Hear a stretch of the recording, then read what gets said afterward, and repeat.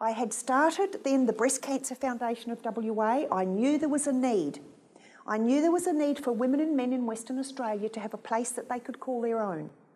Because we have the Cancer Council and they're wonderful people, but they're all cancers.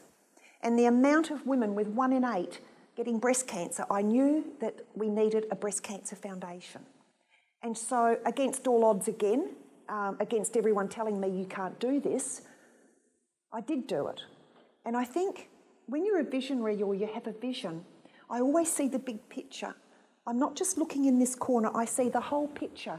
And when I visualised and started having a vision about the Breast Cancer Foundation, it was a 10-year vision.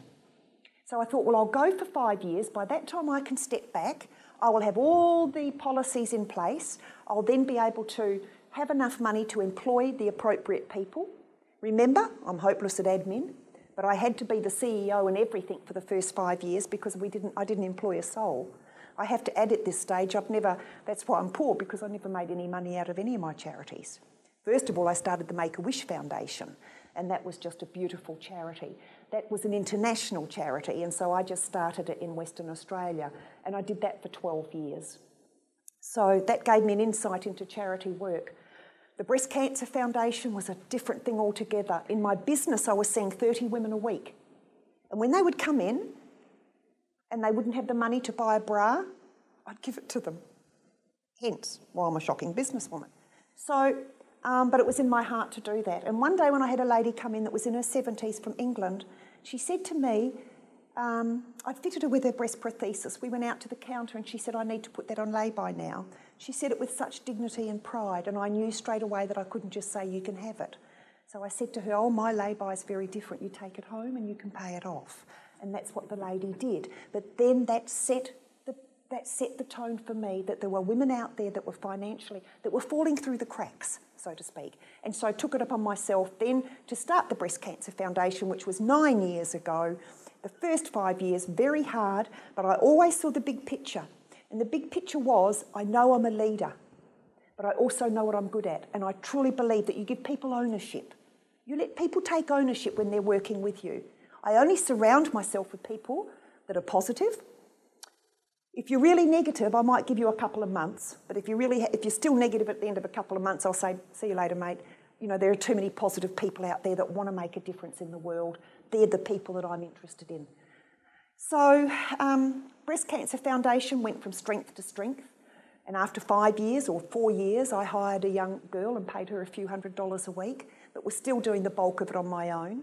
And so then at 6 years, I knew, do I keep it at this warm little level here, where we're helping a few women and men, or do I take it where my vision said that it would be one of the largest charities in Western Australia in 10 years?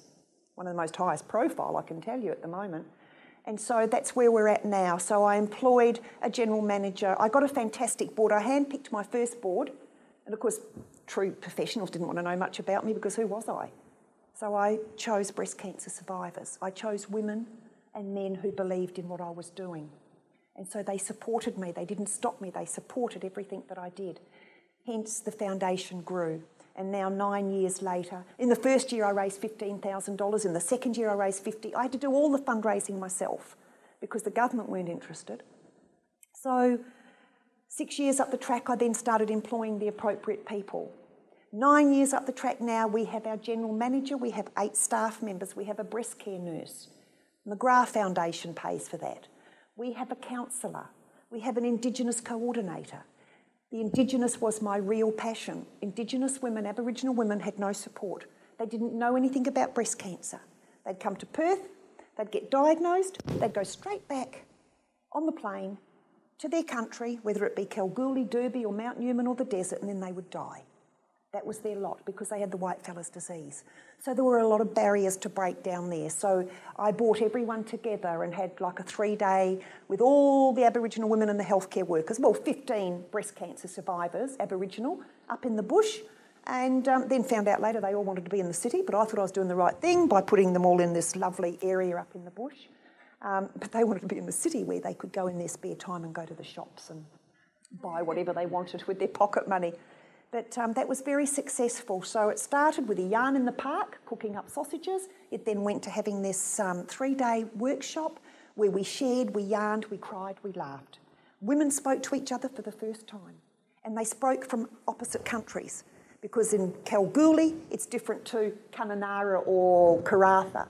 But all the women came together, and that's what really touched me. You hear about people in the division between the black and the white, and the black people with all their different, because each area's got a different tribe and different cultures, but they all came together. We all had the same heart beating, and it was just truly amazing. From there I said, what do you want? You see, the thing there was I asked them what they wanted. I didn't tell them what they needed. They were a bit sick of being told what they needed by a lot of the do-gooders.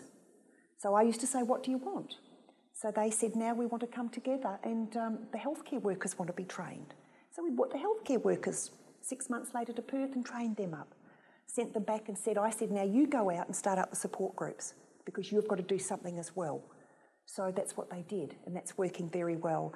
I said, what do you want? They said, you come out to our country. We want you to come and visit us. A lot of the ladies don't want to go on that plane. So I went and visited all the countries and some of the areas up there at Mount Newman, Jigalong, and all of these communities, and taught the breast awareness to the Aboriginal women.